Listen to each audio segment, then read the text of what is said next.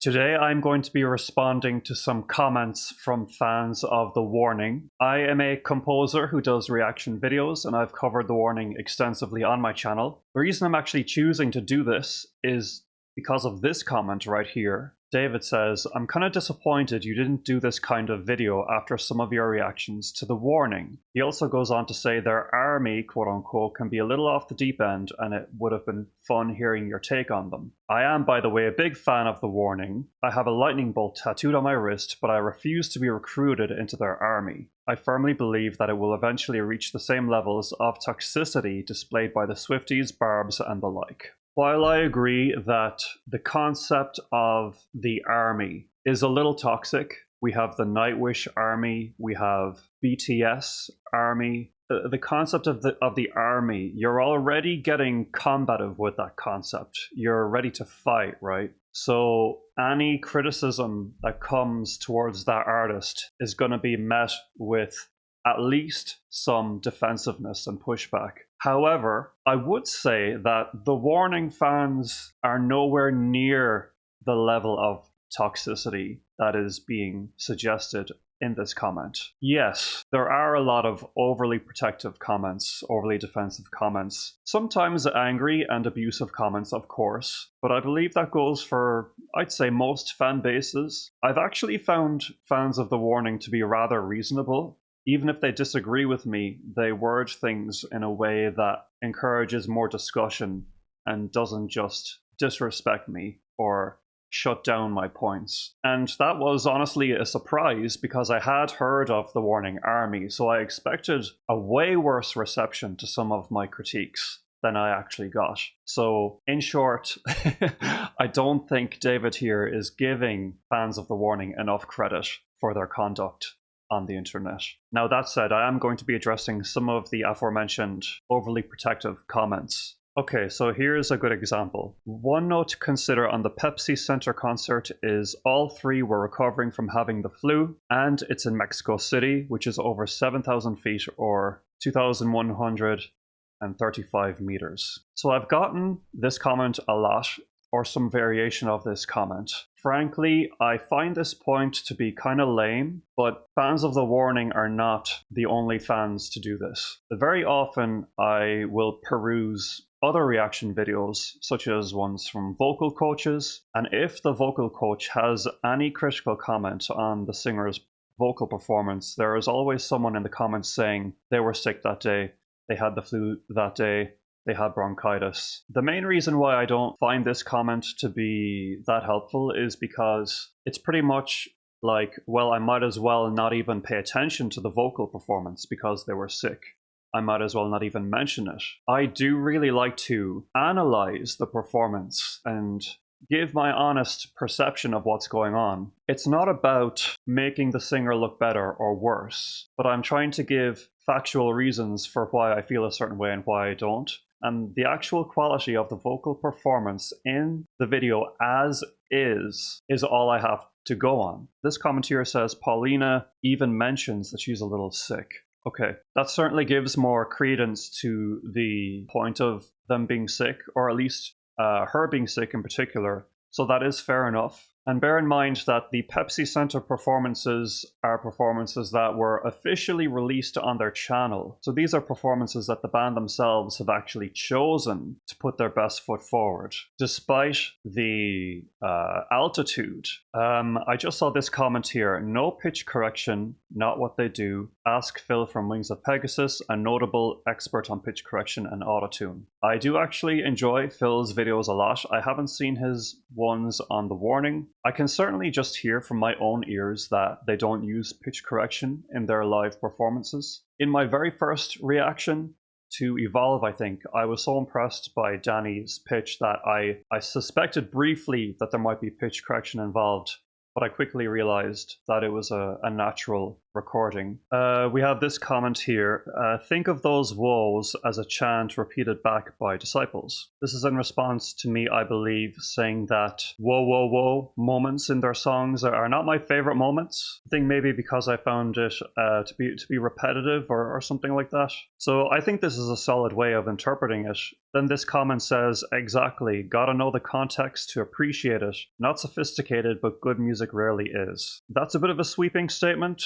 Good music is rarely sophisticated. I definitely disagree with that. This is one of the coolest facts I've learned from your comments. I was reading out the songwriters involved in their Keep Me Fed album, and Monica Velez was listed, and you guys let me know that that's actually their mom. She's credited as a songwriter as she helps ensure the Spanish grammar is correct. That is really cool because I have actually heard that writing lyrics in Spanish is much harder than English. Yeah, really loved this fact. This was super interesting to see that their mom is involved in their art as well. When I reacted to Martirio, I basically said I didn't really care for it that much. This person just says, Martirio is my favorite song of theirs. It has tremendously emotional resonance. And frankly, I cannot define why. It just touches my soul. I like comments like this because they help me understand why certain songs appeal to certain listeners. Yeah, sometimes it's not even something that you can pinpoint or define. It's just something that you feel, and I, of course, totally respect that. That is the beauty of everyone having a different musical background and different tastes, different ways that their listening habits have been shaped. And now I'm looking at comments from my Queen of the Murder Scene analysis. We have another mention here of the altitude. The bass part for The One and for Stalker literally make the song and aren't roots at all. I was commenting on how a lot of the bass playing that I was hearing from Ale was root notes. This person says, The One is prog rock style bass playing. The bass in Stalker is the literal song, entirely unique from the guitar part, like always. I found this comment to be very interesting, so I went and I listened to the isolated bass tracks, and I honestly don't know what they're getting at, because there was a lot of root playing in both songs. I would not go so far to call the playing in those songs prog at all. There were certainly like little licks and melodic parts that I missed because I was paying attention to so much else. But I think this comment goes towards the overprotectiveness. This person is comparing Ale's playing to someone from Rush. Like Rush is known as a very complex and technical band. I don't think there's a need to overhype the level of playing for the playing itself to be good, if that makes sense. Like, to say the bass in Stalker is the literal song is quite silly. And just to pivot to a more positive comment for a moment, this person says, your reactions are always educational. Your honesty is refreshing. Really enjoyed that. I really appreciate positive comments like this, of course. It just helps to let me know that I'm doing something right.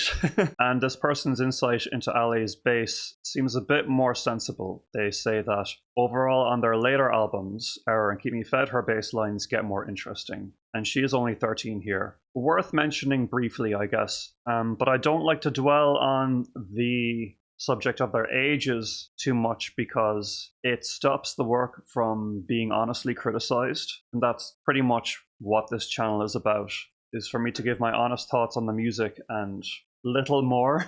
Yes, some context matters, but not to the extent that it cushions the entire work from a deeper look. This person says, you have taught me that musical ignorance is bliss.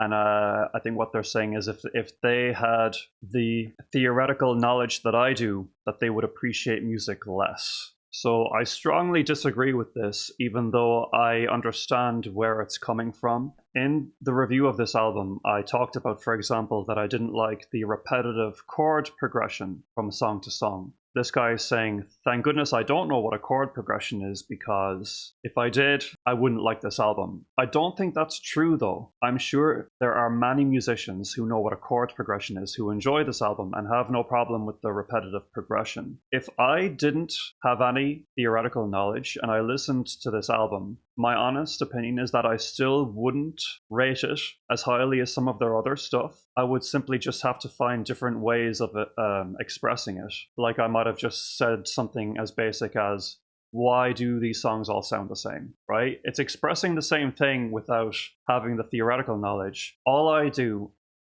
in my reactions is use my theoretical knowledge to explain my own taste. But actually having some insight into how the music is constructed does not affect how much I like it or not.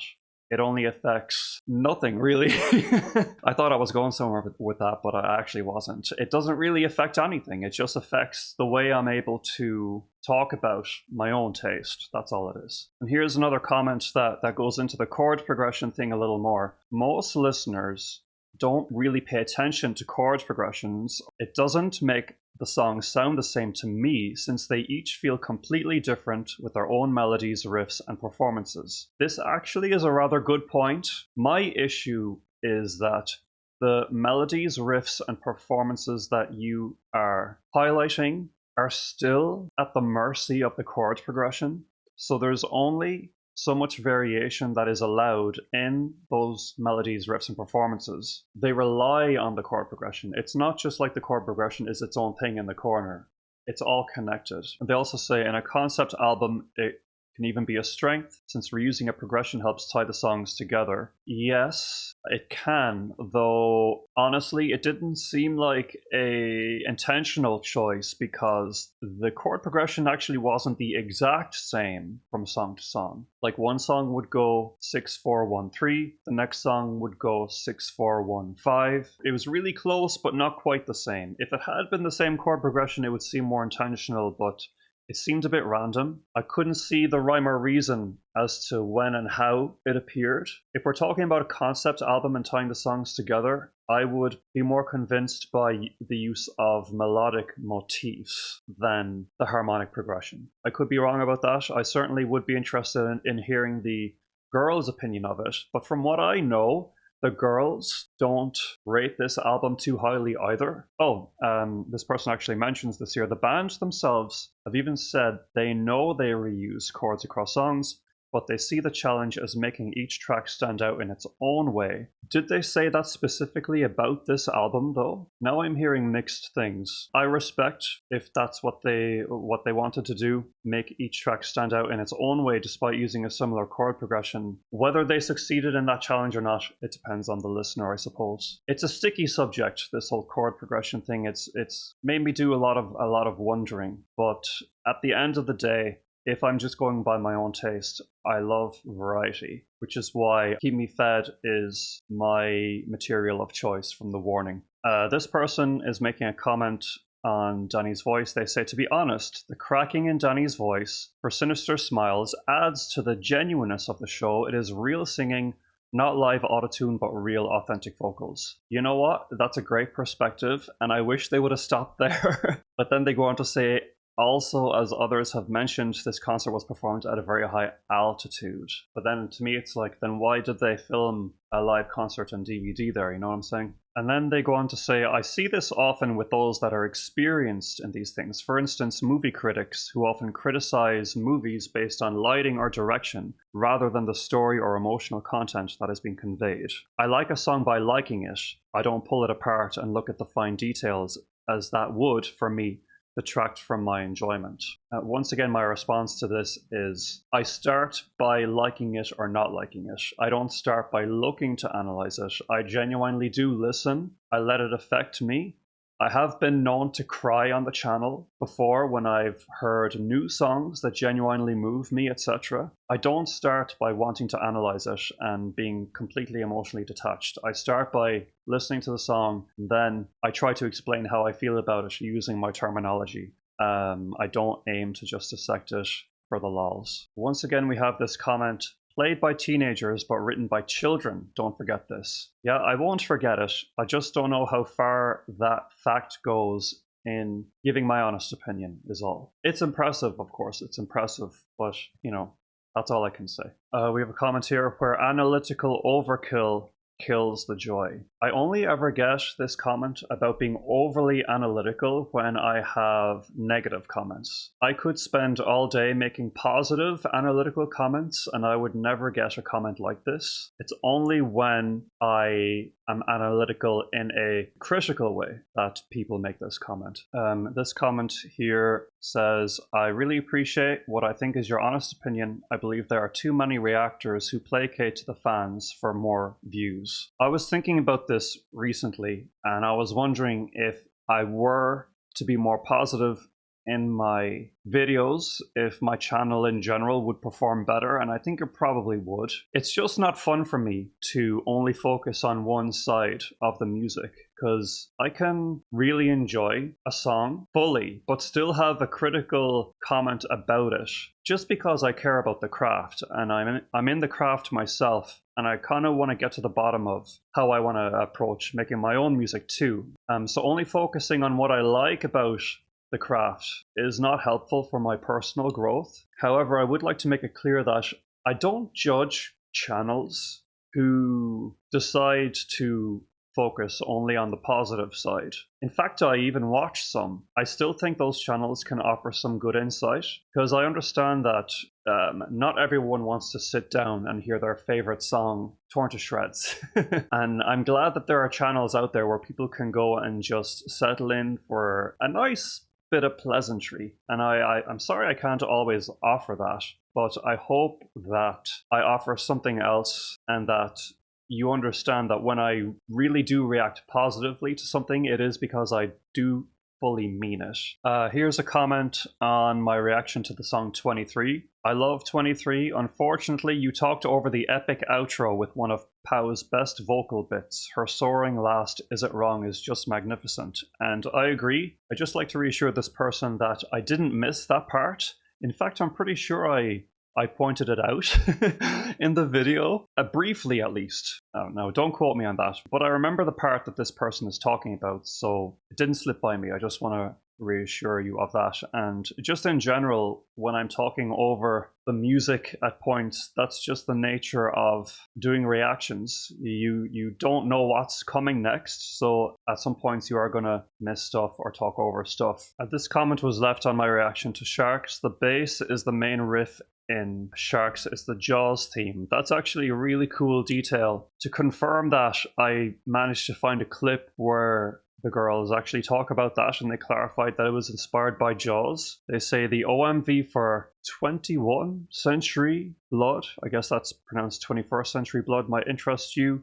They're composing a new album as we speak. The Century Blood album is one that I don't think I've heard anything from, so I'm interested to check out the album at some point, and it's good to hear that they're working on a new album, because I'll be really excited to see where they take their sound from here. Even if it stays exactly where it is and it's like a Keep Me Fed Part 2, I think I'd be more than happy, because I feel like that general sound, there's more room to explore there for them. But who knows? And I'll just conclude the video with some nice positive comments on screen, just to demonstrate that the Warning fans are pretty cool overall. Obviously, I've focused in on some more negative comments here, I guess, just to get some thoughts out and clarify a few things, but the overwhelming majority of comments from Warning fans, as I said at the very start of the video, are very cool, informative, helpful, reasonable, and they help to keep the discussion moving along. And I'm always grateful for anyone who watches my channel or engages in any way. Thank all of you guys for your points of view, and I hope to hear more from you in my future content, both for The Warning and other artists, of course. If you've missed my previous content on The Warning, you can find the Warning Reactions playlist in the description. And if you don't know me, my name is Ohak Cade. I am the composer for the symphonic metal project Valkata. We recently put out a new song called Overload the Reactor. The link is down below. I'd love to hear what you think. I am on Patreon if you fancy your own reaction requests, early access, and polls. And there is also a link to my full reaction database spreadsheet if you're curious about all of the other music I've covered on the channel. Otherwise, please like, subscribe, comment, hit the notification bell, and I will talk to you guys again soon. Thanks so much and take care.